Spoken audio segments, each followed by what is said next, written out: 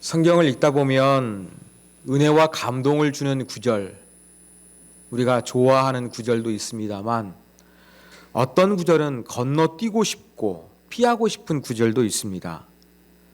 바로 피하고 싶은 구절이 오늘 본문이지 않을까 생각됩니다. 왜냐하면 전도와 관련된 내용이기 때문에 그렇습니다. 전도와 관련해서는 우리는 상당한 부담감을 가지고 있습니다.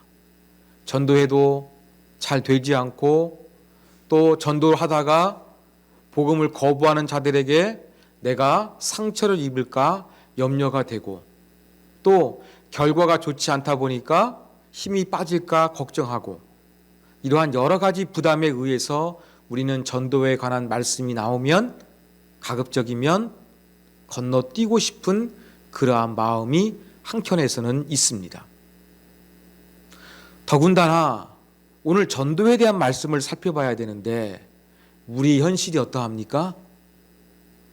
전도하기에 너무나 부담스러운 상황입니다.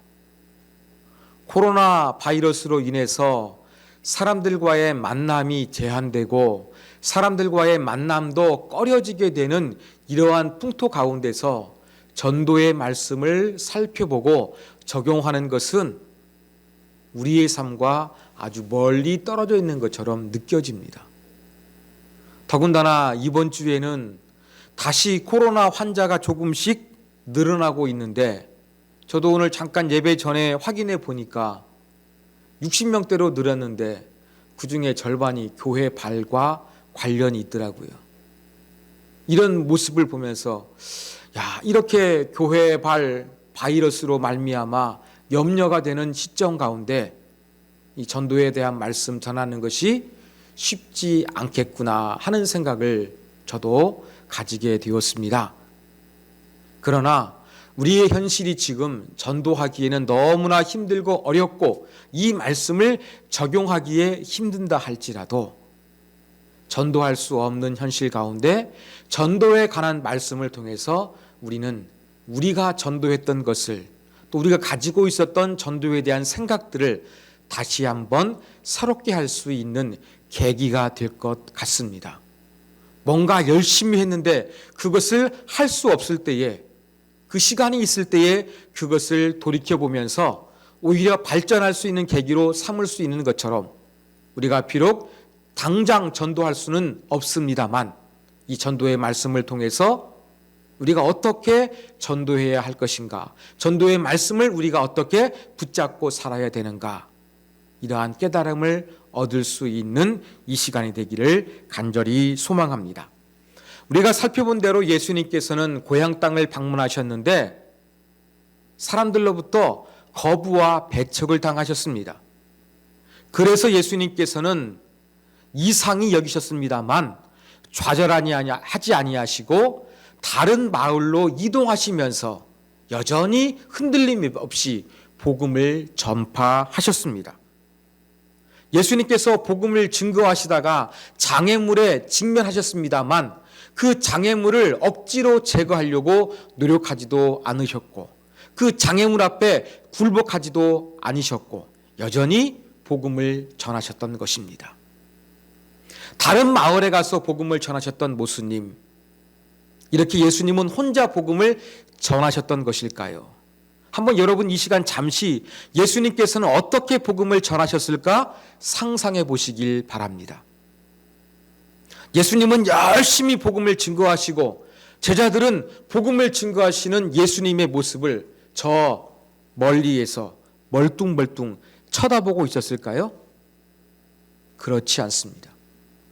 예수님은 제자들도 복음을 증거하시는 사역 가운데 동참케 하셨습니다.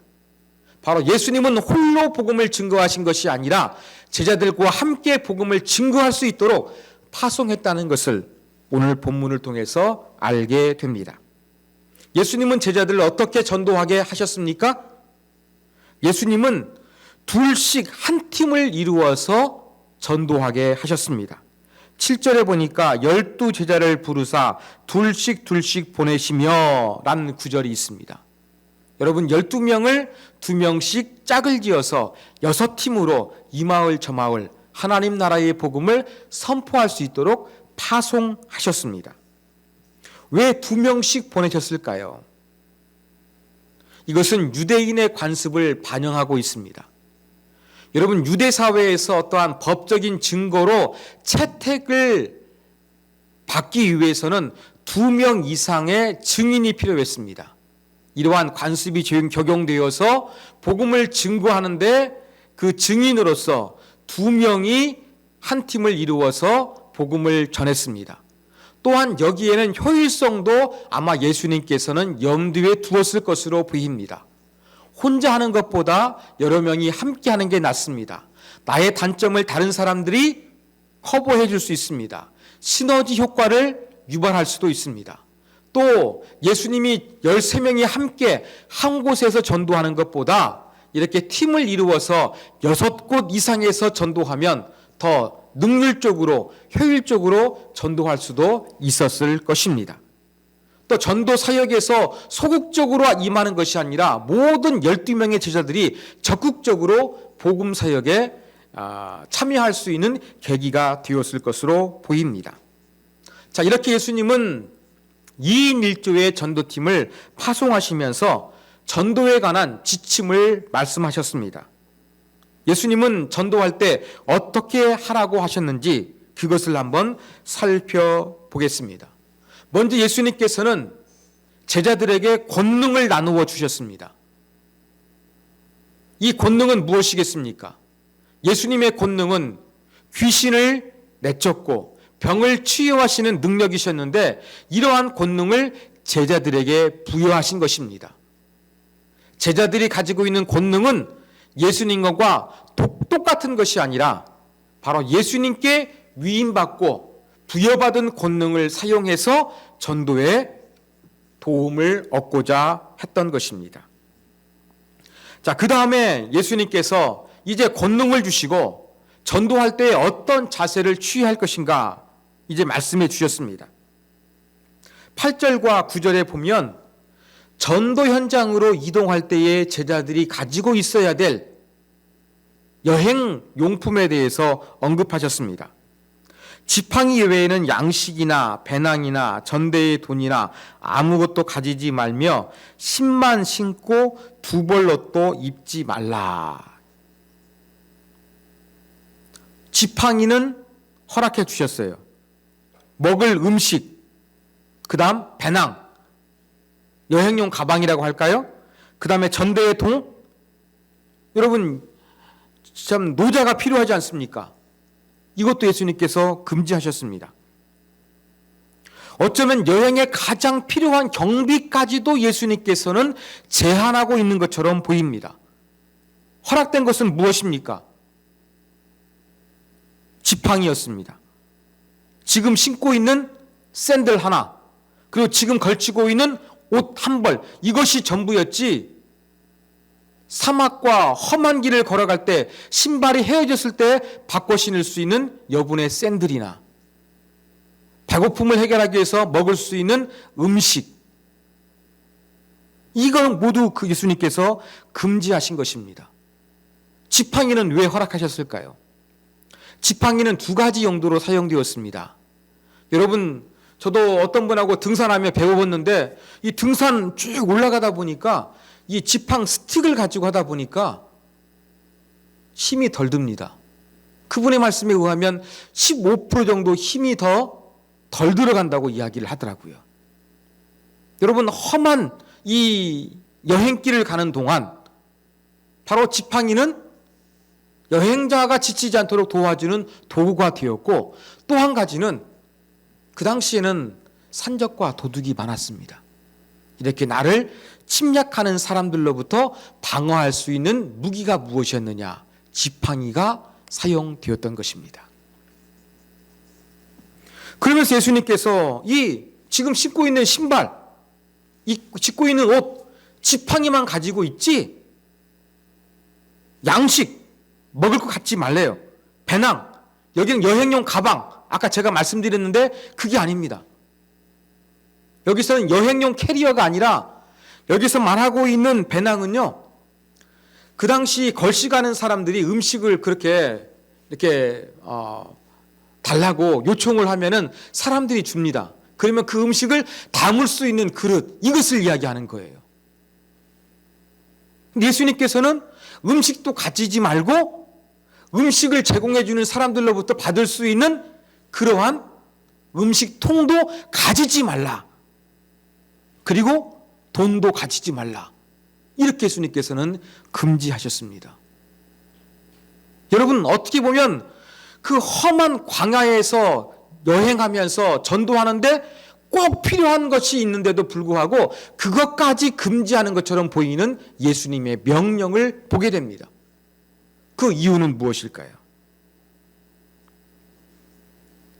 여러분, 힘들고 어려우니까 가진 물건을 최소화하라, 이러한 의미가 아닙니다. 예수님께서 이렇게 최소한의 물건을 가지라고 말씀하신 것은 그 이유는 바로 무엇이냐면 그 필요한 모든 것을 하나님에 의해서 공급받기 위해서 절대적으로 하나님만 바라봐라. 이러한 의도를 가지고서 예수님께서 아주 최소한의 것만 가지고 가지 넉넉한 것을 가지지 말라고 말씀하여 주신 것입니다. 여러분, 현대에서도 어느 선교단체에서 그렇게 수련회를 합니다. 그러면 수련회 맨 마지막 날 이 참여했던 사람들을 전도하도록 그렇게 좀 현장으로 파송을 합니다. 근데 그 프로그램 이름이 뭐라면 거지 전도 여행이에요. 아마 이 말씀에 기초해서 했던 것으로 보입니다. 수련회 동안에 열심히 기도하고 은혜 받아가지고 성령 충만한 가운데 나아가서 복음을 전하도록 그렇게 선교단체에서 사람들을 파송했습니다. 그런데 그 단체는 이것을 1년에 한두 번만 하지 일상화하지는 않았습니다. 왜 그랬을까요? 왜 아무것도 가지지 않고 하나님 한 분만을 의지하면서 이 전도하는 것, 이것이 왜 일반화되지는 않았을까요? 여러분, 이 말씀을 적용하는데 우리는 문화적인 차이가 있음을 조금 염두에 둘 필요성이 있습니다. 고대 근동의 문화는요, 찾아온 손님들, 낯설지만 그들을 환대하는 문화가 아주 강했습니다. 자기 집에 찾아온 손님을 그냥 돌려보내는 것이 아니라 먹거리, 잠자리를 제공해 주되 최선을 다해서 손님을 환대하는 것이 고대 근동의 문화였습니다. 저도 설교하면서 이러한 것을 많이 언급했는데 여기에 대해서 얼마나 실감났는지 제가 한번 텔레비전을 보다가 깨달은 적이 있습니다.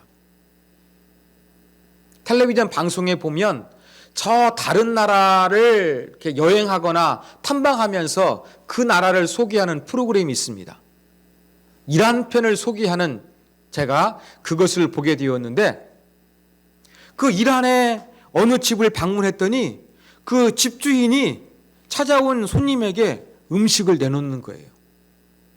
그런데 한 번만 내놓는 것이 아니라 한 가지 음식을 먹고 나면 계속해서 그 음식을 또 내놓는 거예요. 식사 시간도 아님에도 불구하고. 그러면서 설명하는 것이 바로 무엇이었냐면 이렇게 손님을 극진히 대접하는 것이 우리의 전통이다. 그렇게 말하는 것을 제가 들을 수가 있었습니다. 여러분, 지금도 이렇게 이란에서는 자기 집에 찾아오는 손님을 극진히 환대하는 문화가 강하게 남아 있었습니다. 예수님 당시에도 이러한 문화가 더 강했을 것으로 보입니다. 그래서 예수님은 이러한 문화적인 배경이 있으니까 먹을거리, 이 문화적으로 손님을 환대하는 열린 마음들, 그런 분위기가 조성되어 있으니까 너희가 굳이 그렇게 먹을 거, 입을 거, 잘 곳 걱정하지 말고 하나님을 신뢰하면서 최소한의 것을 가지고 복음을 증거해라. 그렇게 말씀하셨던 것입니다. 이러한 문화적인 차이를 무시하고 예수님 말씀을 전한다고 절대적으로 주님을 신뢰한다고 하면서 여러분 전도해 보십시오. 낯선 사람을 환대하는 현대문화 아닙니다. 그 사람이 누구인지 모릅니다. 어떻게 돌변할지 모릅니다. 그래서 가급적 우리는 그들과 멀리 하려는 이러한 사회 현상 속에서 예수님의 말씀을 그대로 적용하기에는 어렵다는 것을 우리가 조금은 기억할 필요가 있습니다. 자, 예수님은 그 당시 문화를 수용하셔서 사람들이 환대하기 때문에 가급적이면 여행용품 최소한으로 가지고 가고 이웃들이 제공해 주는 거, 사람들이 제공해 주는 거, 그리고 궁극적으로 하나님이 제공해 주는 것을 기대하면서 전도하라. 이러한 지침을 허락하신 것입니다. 자, 그 다음으로 예수님 말씀하시는 것은 무엇이냐면 10절입니다. 어디에서든지 누구의 집에 들어가거든 그곳을 떠나기까지 거기 유하라. 자, 여행하다가 어느 정도 체류하기로 결정을 했어요. 숙소가 결정이 되었습니다. 그러면 그 지역을 떠날 때까지 숙소를 이동하지 말고 계속 같은 장소에 머물라고 예수님 말씀하셨습니다. 왜 이런 말씀하셨을까요? 자, 우리가 낯선 마을에 전도하기 위해서 갔습니다. 그래서 처음으로 이렇게 만나는 사람이 손님을 환대하는 그런 마음이 강했던 사람이에요. 자기 집은 누추하고 좁고 먹거리도 많지도 않고 맛있는 것도 별로 없어요. 그러나 이 손님을 환대하는 그 열린 마음, 그 이웃 사랑하는 마음이 있어가지고 만나자마자 전도하러 오셨습니까? 우리 집 좀 누추하지만 우리 집에서 머물러 계십시오. 이렇게 요청을 했어요. 그럼 어떻게 했습니까? 그곳을 갔습니다. 그런데 그곳에 복음을 전하다 보니까 그 지역에서 제일 부자인 사람, 제일 좋은 집을 가진 사람, 이 사람이 자기 집으로 와서 머물면서 복음을 전하라고 합니다. 어떻게 해야 될까요? 가야 될까요? 말아야 될까요? 예수님 말씀에 의하면 더 좋은 환경이 제공된다 할지라도 가지 말고 계속 처음 머물렀던 그 장소에 머물르라고 예수님 말씀하셨습니다. 그 이유가 무엇일까요? 아까 말씀드린 대로 고대 근동의 문화는 손님을 환대하는 문화였습니다. 이렇게 손님을 환대했는데 더 좋은 숙소가 제공된다고 해서 그곳으로 그냥 이동해 버리면 나를 처음 환대한 사람을 욕보이는 것이 되기 때문에 그렇습니다. 여러분, 나는 가진 거 없고 또 먹거리가 풍부하지 않다 할지라도 그 지나가는 여행객들 사랑의 마음으로 최선을 다해서 공급하고 대접하려고 그렇게 사람들을 우리 집에 머물기를 요청을 했습니다. 사람들이 머물렀어요. 그런데 그 지역에서 제일 부잣집에서 오라고 하니까 가버리게 되면 가난하지만 사랑의 마음으로 손님을 환대했던 그 사람의 마음 어떻게 되겠습니까? 상처를 받습니다. 바로 이러한 부분들을 예수님께서는 염려하셔가지고 어떻게 하셨느냐? 전도하다가 너희를 머물도록 한 그 집이 있으면 그 집에서 머물고 혹 좋은 먹거리와 잠잘 숙소를 제공한다 할지라도 가지 말라. 이렇게 부탁하셨던 것입니다. 또 한 가지 예수님께서 말씀하신 경우가 있습니다. 이제는 여행 준비물, 그 다음에 숙소와 관련된 것이 아닙니다. 이제 복음의 결과와 관련된 것입니다. 11절 너희를 영접하지 아니하고 너희 말을 듣지도 아니하거든 발 아래 먼지를 떨어버려 증거를 삼으라. 그렇게 말씀하셨어요. 여러분, 이렇게 먼지를 떨어버리는 것은 어떤 의미가 있냐면 아무런 관련이 없다는 그러한 상징적인 의미였습니다. 유대인들은 하나님의 선택을 받은 선민의식, 거룩한 백성이라는 그러한 의식이 강했습니다. 그래서 그들은 하나님을 믿지 않는 이방 지역을 여행하고 돌아오게 되면 먼지를 떨어버렸습니다. 그만큼 하나님을 믿지 않는 것으로부터 오염되기를 예방하기를 원했던 것입니다. 바로 그 원리를 지금 전도했는데 전도의 메시지를 거부하는 사람들에게 예수님께서 적용하고 계신 거예요. 마치 유대인들이 이방인을 멀리하고 이방인의 더러운 영향을 받지 않기 위해서 먼지를 떠나버렸던 것처럼 혹시 너희가 전한 복음을 거부하는 사람이 있으면 먼지를 떨어버려라. 이건 어떠한 의미가 있느냐?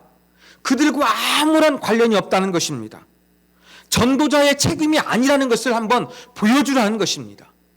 이러한 의미에서 예수님께서는 전도의 결과, 부정적으로 반응하는 경우에 대해서 먼지 떨어버려서 너희가 그냥 다음 장소로 이동하라. 그렇게 예수님께서 말씀하셨습니다. 이것이 바로 예수님께서 12제자를 2인 1조 파송하시면서 하신 말씀들이었습니다. 그리고 이러한 예수님의 지침을 바꿔서 현장에 나아가 복음을 전할 때에 13절 어떤 일이 벌어지게 되었느냐? 제자들이 많은 귀신을 쫓아내며 많은 병자에게 기름을 발라 고쳤다고 이야기합니다. 아까 예수님이 능력을 주셨죠? 그 능력대로 정말로 귀신이 쫓아나고 병이 낫게 되는 역사가 일어났습니다. 그런데 한 가지 특이한 것은 뭐합니까? 병을 고칠 때에 기름을 발랐던 것입니다. 여러분 성경에 보면 야고보서에 그 병자를 치유하기 위해서 기름을 사용하라는 언급이 있습니다. 그렇지만 예수님께서 치유 사역 가운데 기름을 발랐다는 이야기는 한 번도 없습니다. 예수님은 치유 사역하시면서 기름을 사용하지 아니하셨는데 제자들의 사역 가운데는 기름을 사용했습니다. 그 이유가 무엇일까요? 그 이유는 이 제자들이 복음을 전하다가 복음의 능력, 하나님의 나라가 임했다는 그러한 상징적인 표현을 보여주길 원했는데 귀신이 쫓아나고 병이 쫓겨나갑니다. 그때에 당시 많이 사용되었던 이 기름을 붓게 했던 것으로 보입니다. 여러분 기름은 언제 부었느냐? 사람을 치료할 때 부었습니다. 또 사람의 시체에도 부었습니다. 해방된 포로에도 부었습니다. 우리 성경에 보면 또 어떤 왕이나 제사장이나 선지자를 세울 때도 기름을 부었습니다. 이 고대 근동의 문화를 보면 기름을 붓는 문화가 많이 그렇게 자리 잡고 있었는데 이 치유 사역 가운데 치유의 상징으로서 기름을 부었던 것입니다. 바로 이러한 사람들이 알고 있는 치유의 상징인 기름을 부어서 하나님의 나라가 제자들의 사역을 통해서 이루어지고 있다는 것을 가시적으로 보여주기 위해서 기름을 발랐던 것으로 보입니다. 자, 이러한 내용을 통해서 우리가 배울 수 있는 바람직한 전도에 대한 교훈은 무엇이겠습니까? 저는 이것을 오늘 3가지로 정리하고자 합니다.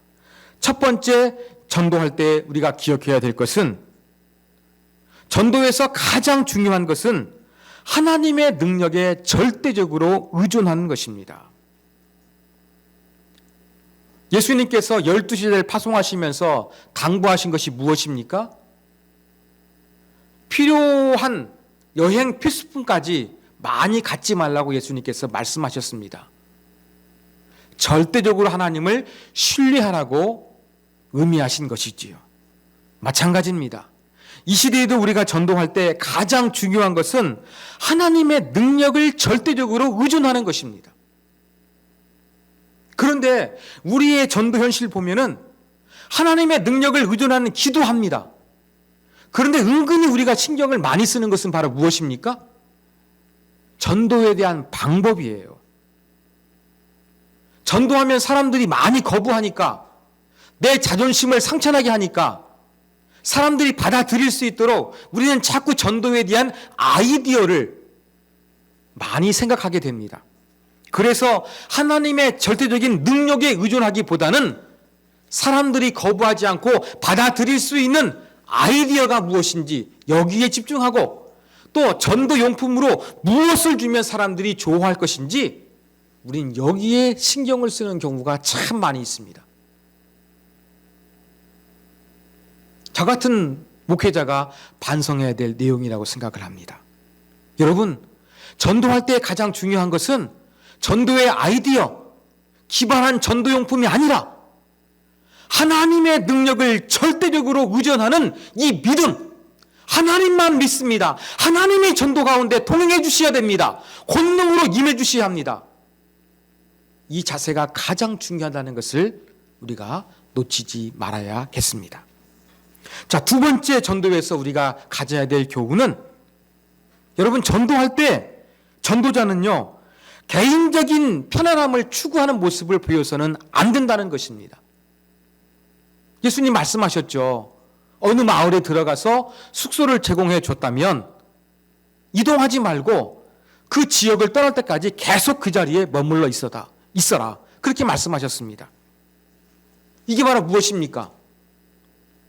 전도자가 머무는데 비록 더 좋은 환경과 먹을거리가 제공된다 할지라도 이 조그마한 편리함을 위해서 이동하지 말라는 것을 예수님께서 말씀해 주신 것입니다. 아까 제가 말씀드린 대로 이렇게 가난한 사람이 환대를 베풀었는데 부잣집으로 옮겨버리게 되면 이 가난한 집주인의 마음에 모욕감을 주는 것이라고 말씀을 드렸습니다. 이게 전부가 아닙니다. 여러분, 전도하는 사람이 처음 머무는 집보다 더 좋은 환경과 더 좋은 음식이 제공된다고 옮겨버리게 되면 제자들의 모습은 어떻게 비춰지겠습니까? 하나님 나라의 복음 최고라고 하는데, 진리라고 하는데, 이 사람들의 삶을 보니까 조금만 자기에게 이득이 있으면, 조금만 자기의 편함이 있으면 자기의 실속을 따라 옮겨버리는 사람이지 별거 없구나, 이런 마음을 갖기 쉬웠을 것입니다. 입술로는 하나님 나라의 복음을 받아들여야 된다, 이것이 진리다, 이것이 최고라고 이야기하지만 가만히 속을 들여다보니 자기의 입속을 챙기고 있구나. 여러분, 이러한 이미지를 주어서는 전도가 되지 않습니다. 바로 우리가 이것을 주의해야겠습니다. 사랑하는 여러분, 우리의 삶이 전도가 되기 위해서 사람들에게 보여야 될 아름다운 자세, 믿음의 자세도 필요합니다. 그러나 또 한 가지 자세가 무엇이 필요합니까? 나의 조그마한 이득을 위해 가지고 이리 갔다 저리 갔다 그렇게 조속경계하는 모습, 이것을 우리가 조심해야 되겠습니다. 사랑하는 여러분, 우리에게 호의를 베푼 사람에게 상처를 주지 않는 것도 중요합니다. 뿐만 아니라 무엇도 중요합니까? 전도하는 내가 절대적으로 하나님을 신뢰하기 때문에 내게 돌아오는 조그마한 편리한 이득, 어떠한 유용한 것들, 이러한 것들에 너무 민감하게 반응하지 않는 그러한 모습, 이러한 것들을 초월해서 없으면 없는 대로, 있으면 있는 대로 감사하면서 자족하는 마음을 갖는 이 모습, 복음을 따라 사는 사람은 뭔가 다르구나, 말과 입속을 챙기는 속모습이 다르지 않구나 라는 것을 보여줄 수 있는 이러한 개인적인 편안함을 추구하는 것을 우리가 삼가야 할 것입니다. 마지막 세 번째 교훈입니다. 세 번째 교훈은 우리가 전도의 결과로부터 자유해야 되겠습니다. 예수님께서는 복음이 전파된 이후에 받아들이는 것은 언급하지 않으셨는데 거부하는 경우에 대해서 특별히 언급하셨습니다. 마치 이방인 지역을 방문했던 것처럼 옷에 있는 먼지 탈탈 털어버려라, 예수님 말씀하셨습니다. 하나님 나라의 복음을 전했는데 거부했다면 너희 책임이 아니라는 것입니다. 복음을 거부한 자는 그들이 당할 화가 있고 너희의 책무는 다했다, 신경 쓰지 마라, 나와 상관없다, 예수님께서 그러한 태도를 가지라고 말씀해 주셨습니다. 그러므로 우리는 전도에 집중하지 전도의 결과가 안 좋다고 해서 낭망하지 아니했으면 좋겠습니다. 전도의 효율성에 대해서도 우리가 멀리 했으면 좋겠습니다. 이것이 바로 오늘 본문을 통해서 우리가 배울 수 있는 아주 중요한 교훈입니다. 내가 전도했는데 받아들이지 않아요. 나는 사랑의 마음으로 믿음으로 복음을 전했는데 받아들이지 않아요. 그러한 경우 여러분 상처받지 마십시오. 굽신거리지 마십시오. 당당하십시오. 받아들이지 않는 것은 그 사람의 책임이고 이 영혼의 구원함은 하나님의 주권 가운데 있기 때문에 내 책임이 아닌 것입니다. 내가 해야 될 의무만 다하면 되는 거예요. 그러므로 이 전도의 결과에 대해서는 우리가 조금 당당하고 자유로울 필요가 있다. 오늘 본문을 통해서 이러한 교훈을 얻을 수가 있는 것입니다. 사랑하는 여러분, 오늘 예수님께서 12제자를 파송하셔서 전도하게 하신 내용을 우리가 살펴봤습니다. 제가 여러 가지 설명을 드렸는데 이 중에서 핵심이 되는 것이 바로 무엇입니까? 예수님은 전도의 방법에 대해서 말씀하셨습니까? 처음에는 이거 하고 두 번째는 이거 하고 이렇게 말하고 이렇게 해야 효율적이다. 이러한 전도의 구체적인 방법을 예수님 말씀하셨습니까? 아니죠. 능력을 주셨고 전도자의 자세를 예수님께서 많이 강조하셨습니다. 절대적으로 하나님을 의존해서 필요한 거 많이 갖지 말라. 조그만한 편리함이 제공된다 할지라도 개인의 편안함을 위해서 이동하지 말라. 설령 너희를 거부한다고 하더라도 위축당하지 말라. 이러한 얘기하셨습니다. 이러한 내용은 전도의 내용이 아니라 전도하는 자의 자세에 대해서 예수님이 많이 언급하신 것입니다. 그러므로 우리가 이것을 붙잡고 12제자들처럼 전도해야 된다. 여러분 이렇게 적용하지 마시고요. 나는 어떠한 전도자의 자세를 가지고 있는가. 먼저 이러한 부분들을 우리가 살펴봐야 되겠습니다. 이것이 바로 오늘 예수님의 메시지의 핵심이라고 저는 생각을 합니다. 여러분, 전도의 방법이 중요한 것이 아니라 전도할 때 철저하게 주님의 주권을 믿고 의지하는 것이 중요합니다.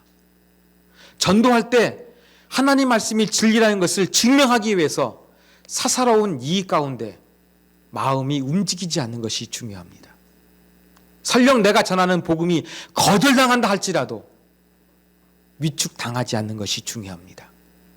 이것이 바로 우리가 전도자로서 가져야 될 바람직한 자세임을 기억하면서 하나님, 전도하기 힘든 이 시대에 예수님이 가르쳐 주신 전도자의 바람직한 자세를 가지고 하나님 나라의 복음을 전하고 실천하는 하나님의 백성 되게 하여 주시옵소서.